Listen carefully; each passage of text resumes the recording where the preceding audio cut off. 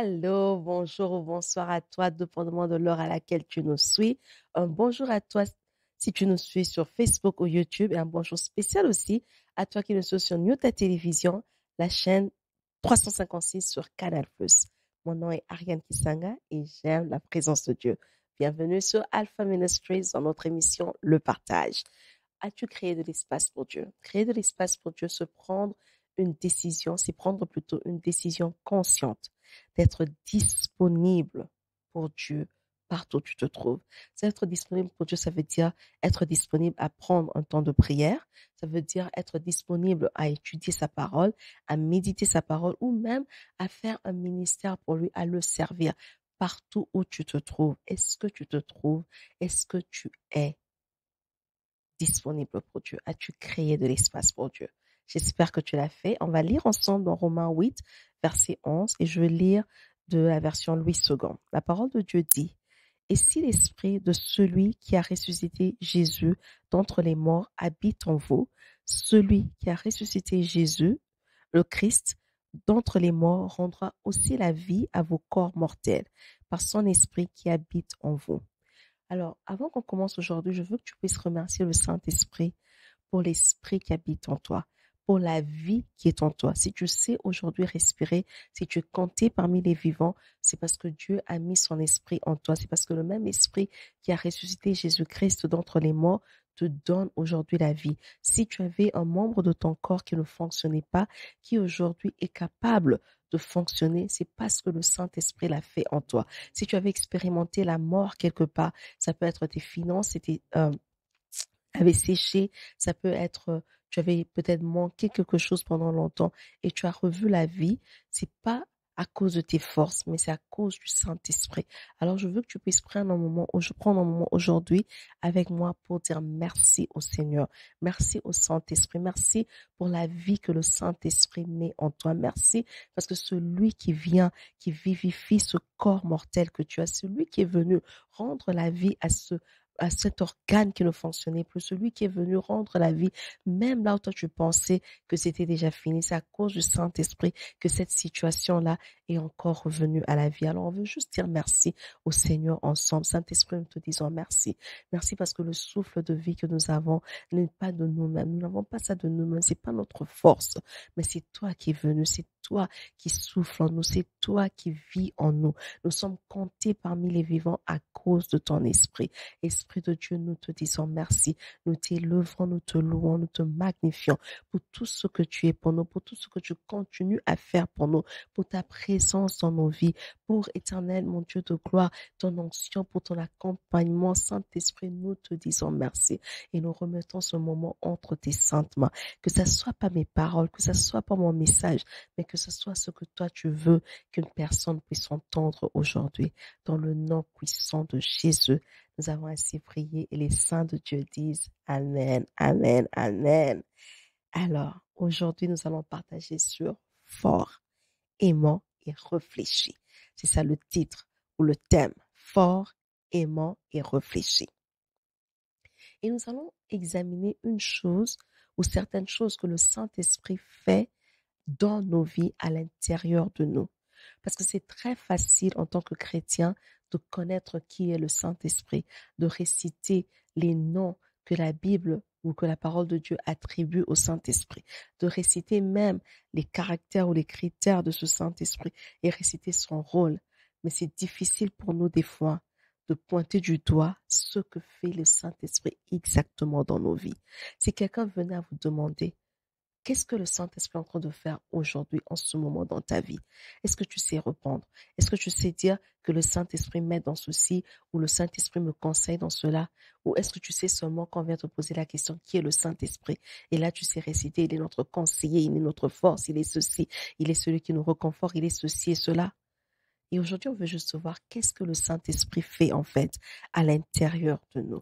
Et nous, on a deux versets de base. Le premier, c'est Romains 8, 26 à 27, qui lit dans la version Louis II. De même aussi, l'Esprit nous aide dans notre faiblesse, car nous ne savons pas ce qu'il nous convient de demander dans nos prières. Mais l'Esprit lui-même intercède par des soupirs inexprimables. Et celui qui sonde les cœurs connaît quelle est la pensée de l'Esprit, parce que c'est selon Dieu qu'il intercède en faveur des saints. Et puis 2 Timothée 1, verset 7, dans la version Semeur, la parole de Dieu nous dit, et Dieu nous a donné un esprit qui, loin de faire de nous des lâches, nous rend forts, aimants et réfléchis. Ces 2 versets sont tirés des épîtres ou des lettres qui ont été écrites par Paul. Alors, Paul, qui il est? Cette personne qui écrit ces deux lettres sur lesquelles on a tiré nos versets d'aujourd'hui.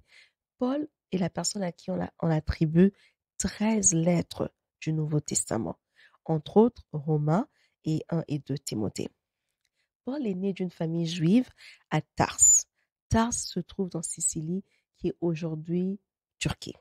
Le pays que nous appelons Turquie actuellement, c'est de là que Paul vient, c'est là où il est né. Il est de la tribu de Benjamin, donc il fait partie des 12 tribus d'Israël. Encore une fois, on a dit qu'il était juif. Paul est aussi un fabricant des tentes. Il fabriquait des tentes et c'était ça l'affaire que lui faisait parce que c'est comme ça qu'il se soutenait financièrement pendant ses nombreux voyages. Et Paul, selon les théologiens, a sûrement appris, et les historiens a sûrement appris à fabriquer les tentes de son père. C'est sûrement une affaire, une entreprise qu'il a héritée de son père. Paul a étudié. Il a fait des études, c'était vraiment un homme instruit. Il a étudié à Tars, donc dans la Turquie actuelle, qui était une ville qui était influencée à l'époque par la Grèce, par les Grecs. En même temps, Paul a aussi étudié à Jérusalem, dans l'école de Gamaliel, qui est vraiment les plus hauts des maîtres de la loi. Paul était pharisien. Paul était pharisien de l'école de Shammai. Mais dans l'école de Shammai, c'était une école ou un secte de pharisiens qui était très zélé pour tout ce qui était tradition. C'est pour ça que Paul avait un zèle pour persécuter les chrétiens, parce que pour lui, ces chrétiens, ceux qui étaient en train de croire ou ceux qui disaient sur Jésus étaient contre la loi. Et lui, en tant que membre ou en tant que disciple de l'école de Shammai, ne pouvait pas permettre de telles choses. Mais Paul est aussi celui qu'on voit dans la Bible qui passe ou qui quitte d'un persécuteur zélé de Jésus à un missionnaire passionné de Jésus-Christ. Paul voit cette transformation en lui. C'est pour ça que Paul est vraiment un avocat de ce que le Saint-Esprit fait à l'intérieur de nous. Dans cette épître des Romains, je vais juste donner un petit contexte sur l'épître de Romains parce que notre verset de base est tiré de là. L'épître de Romains est écrit par Paul, bien sûr, aux chrétiens qui habitent Rome. Et Paul écrit cette épître pendant son 3e voyage à Corinthe. Dans la Bible, l'épître est placée parmi les premiers épîtres juste après le livre des Actes des Apôtres. Il y a une raison pour ça. L'épître de Romains est reconnu comme étant l'épître ou le livre du Nouveau Testament qui donne une vue la plus complète de tout ce qu'on a besoin comme des vérités chrétiennes fondamentales. Et Martin Luther, quand tu lui poses ou quand il parle du livre de Romains, voici ce qu'il dit. Il dit, c'est le document le plus important du Nouveau Testament. L'évangile dans sa forme la plus pure. C'est une lumière brillante, presque suffisante pour illuminer toute la Bible. Donc, selon Martin Luther, si tu lis le livre ou l'épître de Romains, en fait, tu as assez pour comprendre le reste de la Bible à cause des vérités fondamentales qu'il y a dedans pour la vie chrétienne. L'épître enseigne sur la nature de la vie qu'on bénéficie en tant que chrétien après avoir accepté Jésus-Christ à cause de la présence du Saint-Esprit. Et dans l'épître de Romains, Paul nous présente 3 autres façons à se référer ou appeler le Saint-Esprit. Il parle de l'esprit de sainteté. Il appelle l'esprit de vie. Il appelle l'esprit de Dieu ou l'esprit de Christ. J'espère que par tout ça, je t'ai motivé à aller lire tout l'épître de Paul aux Romains. Les noms que Paul donne au Saint-Esprit correspondent aussi à ses actions ou le caractère du Saint-Esprit dans la vie des chrétiens. Et comme j'ai dit, Paul Pour lui, cette transformation était vraiment importante. Cette présence du Saint-Esprit qui transformait nos cœurs, qui nous emmenait à vivre comme Jésus, à être comme Jésus, était très importante pour lui parce que lui a vécu ça.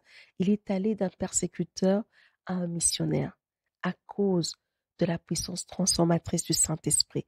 Et dans ses lettres, Paul prêche beaucoup sur l'importance de l'œuvre du Saint-Esprit en nous. Mais très souvent, en tant que chrétien, on se concentre sur ce que le Saint-Esprit est capable d'accomplir à travers nous, ou ce que le Saint-Esprit peut faire à travers nous. On place un accent sur ce qu'on appelle l'onction du Saint-Esprit. Mais l'onction ne vient pas sur quelqu'un pour son propre bénéfice. Quand l'onction vient sur une personne, c'est pour que cette personne soit un outil ou que cette personne apporte une solution à d'autres. Jamais tu as l'onction pour toi. L'onction, c'est toujours pour les autres. Alors, quand on te demande de prier, quand on te demande de diriger une prière ou de partager la parole ou ce jour-là de prêcher ou même de diriger un département, tout de suite, on se met à prier. Tout de suite, on entre en jeûne. Tout de suite, on entre dans des temps des prières intenses parce qu'on comprend qu'on n'est pas en mesure de faire ces choses-là sans que le Saint-Esprit vienne sur nous. On comprend qu'on a besoin de l'onction pour être efficace. On a besoin de l'onction pour faire quelque chose de bien, pour que les vies soient touchées, parce que personne ne touche les vies par soi-même. C'est à cause du Saint-Esprit que les vies sont touchées, transformées et changées. Et ça, on fait rapidement. Mais très souvent, dans nos propres vies, la même chose ne se répète pas. Il y a des fois où tu es fatigué, où vraiment tu n'as pas la force physique d'aller et même de prêcher. Mais tu te retrouves souvent que tu peux le faire. Que vraiment, s'il n'y a personne d'autre pour le faire, tu vas prendre le micro et tu vas prêcher avec efficacité. Pourquoi? Parce que le Saint-Esprit vient sur toi et te donne la force et te oint pour être profitable aux autres. Mais la fatigue, elle est toujours là. Quand tu descends de la chair, tu vas ressentir ta fatigue physique. Mais très souvent, on ne prie pas le Saint-Esprit pour nous aider à ce que nous ressentons nous-mêmes. On est très concentré sur utiliser le Saint-Esprit pour ce que je peux faire et non pas ce que le Saint-Esprit peut faire à l'intérieur de nous. Mais Paul nous demande de changer ce focus, de shifter un peu et de chercher le Saint-Esprit pour la transformation, de chercher le Saint-Esprit pour ce qu'il peut faire à l'intérieur de nous, de mettre l'accent un peu plus loin, au lieu de l'œuvre du Saint-Esprit à travers nous, mais se focaliser sur l'œuvre du Saint-Esprit au-dedans de nous. Pourquoi? Parce que dans notre vie quotidienne, il arrive qu'on soit fatigué. Il nous arrive d'être débordés. Il nous arrive de souffrir de ce qu'on appelle le burnt out. Il nous arrive même que cette fatigue nous emmène à ne pas prier, que cette fatigue nous emmène à être des personnes qui sont très irritées, que cette fatigue nous emmène à être des personnes qui sont peu aimables. Parce que physiquement, on n'a plus rien en nous à donner. Et même quand on est dans cet état, en tant que chrétien, on se dit toujours, je veux servir Dieu. Que soit la fatigue, que soit ceci, je veux servir Dieu. Oui, c'est bien d'avoir une telle mentalité. Et le Saint-Esprit va venir te oindre pour ce service-là. Mais quand il a fini de te oindre et quand tu es seul, est-ce que tu permets au Saint-Esprit d'aussi accomplir un ministère à l'intérieur de toi? Est-ce que tu permets au Saint-Esprit d'accomplir une œuvre à l'intérieur de ta personne? Et Paul peut nous parler de ses faiblesses dans la prière. Il peut nous dire que le Saint-Esprit vient premièrement pour nous aider dans notre faiblesse dans la prière selon Romains 8, verset 26. Pourquoi? Parce que Paul lui-même a été persécuté de plusieurs manières. Il a été frappé, il a été emprisonné, il a été mis dans une poubelle pour échapper à ses ennemis. Qu'est-ce que Paul n'a pas vécu? Il a été jugé injustement, il a été emprisonné injustement. Paul a tout vu et il vient nous dire que quand on est faible dans la prière, parce que c'est normal et ça peut nous arriver en tant que chrétien de se sentir faible dans la prière. Faible parce que peut-être tu t'es trop occupé et ton corps n'en peut plus. Physiquement, tu n'as pas de force. Ou faible parce que cette situation a tellement duré. Tu l'as tellement présenté à Christ que tu arrives à un point où tu te dis, peut-être il n'y a pas de solution pour moi. Paul sait. Il a présenté sa situation plusieurs fois au Seigneur. Et Dieu lui a dit, ma grâce te suffit. Peut-être c'est des prières que tu as faites pendant longtemps et maintenant tu n'en peux plus. Ou peut-être tu es débordé. Ça peut arriver que tu n'arrives plus à te connecter, à avoir un temps pour prier. Mais Paul dit que quand ce moment arrive, nous devons faire appel au Saint-Esprit. Parce que le Saint-Esprit viendra en ce moment-là, il va prendre le relais. Tu vas le passer le bâton. Tu vas dire, Saint-Esprit, moi je ne peux plus. C'est ici ma fin. En tout cas, je ne sais plus me réveiller à 5 heures. Je ne sais plus jeûner. Je ne sais plus prendre 3 heures dans ta présence. Je ne sais même pas faire 1 heure dans ta présence. Viens et prends le contrôle. Et Paul dit que quand le Saint-Esprit vient, et qu'on le laisse prendre le relais, le Saint-Esprit ne vient pas pour accomplir nos désirs à nous. Le Saint-Esprit vient pour intercéder. Ça veut dire qu'il vient prier en notre faveur, mais il prie selon la volonté de Dieu. Donc, ça veut dire que le Saint-Esprit connaît exactement en ce moment-là ce que tu devrais demander à Dieu. Et toi, dans ta fatigue, tu peux ne pas faire la bonne prière. Toi, dans ta fatigue, tu peux ne pas avoir la force de te lever pour combattre quand il faut que tu combattes. Tu peux ne pas avoir la force pour te lever pour adorer quand il faut que tu sois dans l'adoration. Ton discernement peut être floué à cause de la fatigue. Tu sais pas bien voir, tu sauras peut-être pas bien réfléchir. Mais si tu appelles le Saint-Esprit, Paul dit, lui, il viendra, il va prendre le relais, il va commencer à intercéder pour toi, mais il va le faire selon la volonté de Dieu. Ça veut dire qu'il va le faire selon le plan de Dieu pour ta vie. Donc, du coup, cette fatigue qui était supposée te retarder dans la présence de Dieu, cette fatigue qui était supposée t'empêcher d'aller de l'avant, cette fatigue qui te faisait sentir comme si, bon, j'avance plus dans ma vie chrétienne. Quand tu la donnes à Dieu, au Saint-Esprit, le Saint-Esprit commence à prier selon le plan de Dieu. Donc, en fait, la fatigue ne te retarde plus, la fatigue ne te fatigue plus, mais la fatigue t'avance parce que le Saint-Esprit prend le relais et le Saint-Esprit continue la course. Il ne s'arrête pas parce que toi, tu t'es arrêté. Tu peux te poser la question, c'est bon tout ça, Ariane, mais comment alors, concrètement parlant, comment je fais appel à ce Saint-Esprit? C'est très facile. C'est très facile. Tu l'invites simplement. Tu dis, Saint-Esprit, là où je suis à ma fin. Prends le relais. Saint-Esprit, prends à partir d'ici et continue. Et si tu as déjà été baptisé par le Saint-Esprit avec pour évidence de parler en langue, tu peux prendre un temps et parler en langue. Tu peux mettre ton chrono, tu te dis 5 minutes, je ne veux utiliser aucune langue intelligible, je veux juste parler en langue. Tu vas voir que quand tu le fais, que ce soit par le parler en langue, que ce soit par juste répéter Saint-Esprit, viens, prends le contrôle, tu vas voir qu'à l'intérieur de toi, une force va commencer à monter. Finalement, quand cette force monte, elle vient, elle te fortifie physiquement, mais elle t'aide aussi à bien voir les choses. C'est pour cela que Paul, dans 2 Timothée 1, chapitre 7, dans la version Semeur, la parole de Dieu nous dit, Dieu nous a donné un esprit qui, loin de faire de nous des lâches, nous rend forts, aimants et réfléchis. Dans 2 Timothée 1, Paul dit que cet esprit-là, quand tu as fait appel, quand cette force commence à remonter à l'intérieur de toi, ça ne vient pas pour te rendre lâche, pour que tu abandonnes des choses. Mais cette force-là, ce Saint-Esprit vient à l'intérieur de toi pour te rendre aimant ou aimante et pour te rendre réfléchi. Pourquoi? Parce que quand tu es irrité, quand tu es fatigué, non seulement tu n'arrives pas à bien réfléchir, tu peux prendre des très mauvaises décisions parce que tu veux que cette histoire, alors quand on finisse avec moi j'ai besoin d'avancer, tu peux aussi devenir très méchante. Tu ne sais pas aimer les autres si toi-même en tant que personne, tu es irrité et tu es fatigué. Si tu es pas bien en toi-même, tu ne sais pas aimer les autres. Quand tu es irrité, facilement tu repens mal aux autres. Quand tu es irrité, ta présence n'est pas la bienvenue là où les gens sont.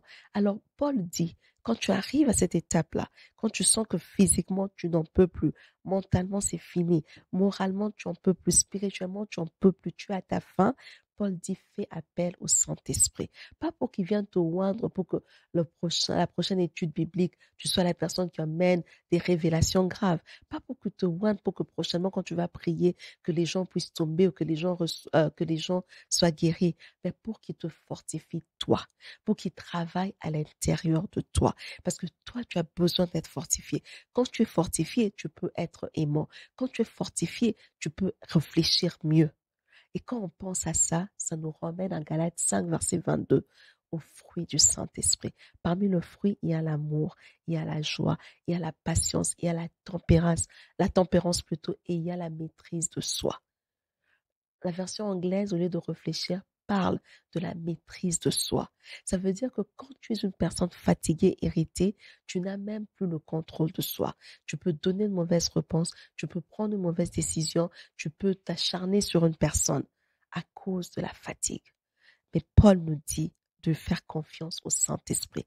Quand cela arrive, rappelons-nous que le Saint-Esprit dans la vie d'un chrétien vient pour faire beaucoup plus que juste nous moindre pour un service. Le Saint-Esprit vient marcher à nos côtés tous les jours pour nous aider dans nos activités quotidiennes.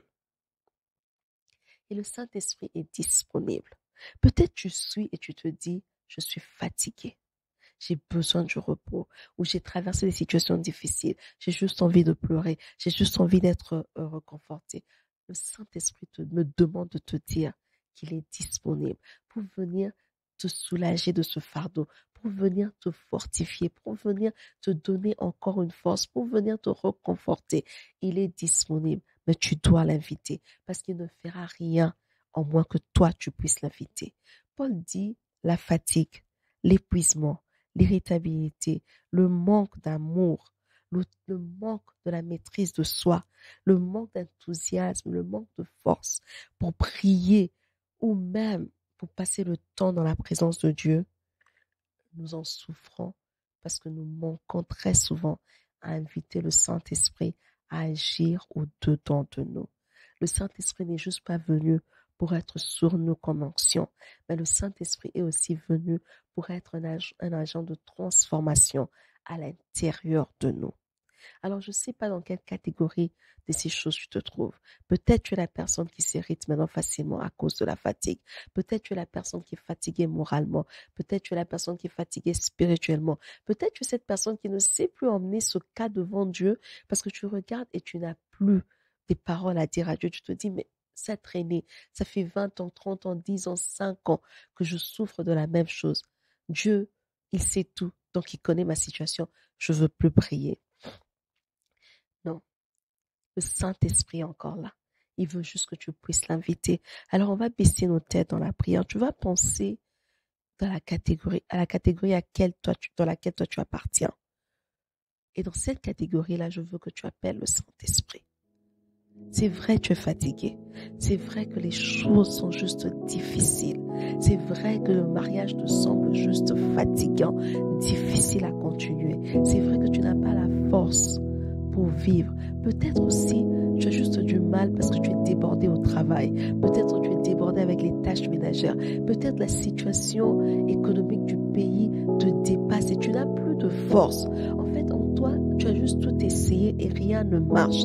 Et tu arrives à la fin. Le Saint-Esprit m'envoie te dire, fais appel au Saint-Esprit. Appelle-le. Il est disponible pour t'aider. L'appeler, c'est facile. Là où tu te trouves, dis seulement Saint-Esprit, prends le contrôle. Saint-Esprit, je te donne le relais. Saint-Esprit, viens et fais ce que toi tu es capable de faire. Parce que rappelle-toi que le Saint-Esprit viendra et il priera non pas selon toi, non pas selon tes besoins, mais il priera selon la volonté de Dieu pour toi. Parce que lui, il a l'agenda de Dieu pour ta vie. Et si tu parles en langue, prends ce moment ici et parle en langue. Le Saint-Esprit est là pour toi. Peut-être tu es dépassé par les enfants. Tu ne sais pas ce qui se passe dans l'éducation de tes enfants. Peut-être tu es même un étudiant ou une étudiante et tu es juste dépassé par ce que tu dois étudier. Tu as peut-être eu un retard et tu ne sais pas comment tu vas faire pour te rattraper.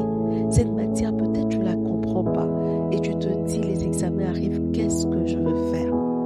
La solution, la réponse se trouve dans l'appel au Saint-Esprit.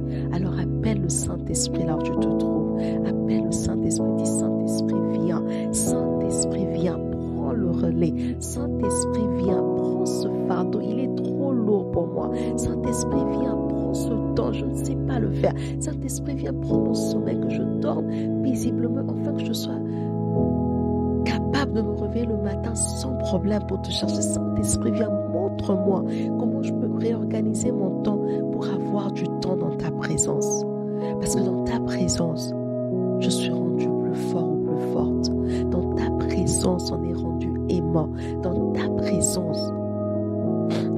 réfléchit. On sait se maîtriser à cause de toi. Saint-Esprit, ne nous abandonne pas. Nous te faisons appel. Viens, Seigneur, et prends la place qu'il te faut. Au nom puissant de Jésus, nous avons ainsi prié. Et les saints de Dieu disent Amen, Amen, Amen. Amen. Merci d'avoir pris ce moment pour partager la parole et prier avec moi. Si tu as suivi à la télévision sur Nyota TV, Canal+, la chaîne 356, invite un voisin, dis à ton cousin, ta cousine, ton frère, ta sœur, à la même heure, la semaine prochaine, sur Nyota TV, il y aura encore une autre émission plutôt de Alpha Ministries. Et si tu as suivi sur les réseaux, créer de l'espace pour Dieu, c'est aussi souscrire, c'est aussi partager, c'est laisser un commentaire, c'est aimer la vidéo. Jusqu'à ce qu'on se voit la semaine prochaine, rappelle-toi de toujours créer de l'espace pour Dieu.